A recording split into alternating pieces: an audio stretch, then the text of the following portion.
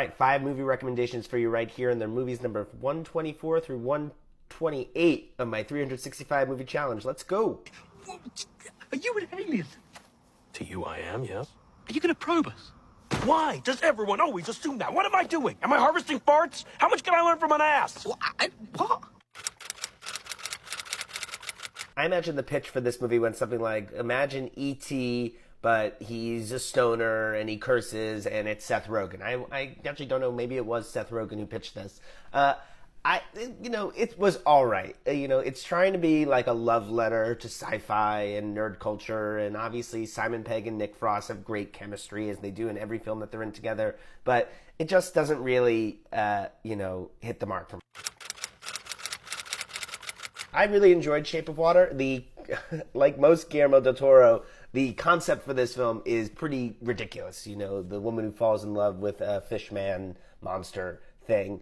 Again, I would love to have been in the room for the pitch for this. It is totally Guillermo del Toro. If you love his films, if you like that sort of weird, spooky sort of thing, you'll love this. I thought it was really great performances in it. But is it my favorite movie? Will I watch it again? I don't know. State in Maine. It's David Mamet doing satire about the movie industry. I happen to love movies about movies. I just love that sort of meta aspect to those. I really enjoyed this. Definitely had a little dated in its sort of 2000 vibe, but really great. William H. Macy is hilarious in this. Philip Seymour Hoffman is great in this. I really enjoyed it. Notting Hill is one of my favorite rom-coms. I saw that it was on, I think it was on Max, so I put it on, or HBO Max. And another one with a crazy concept. Movie star falls in love with a floppy hair, stammering Hugh Grant, who's the bookstore guy. But I mean, if you suspend your disbelief that none of this could really happen in real life, it is a charming, lovely watch.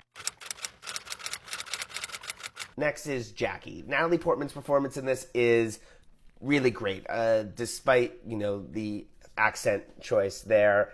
But, it's a film about grief and loss and myth-making and all this.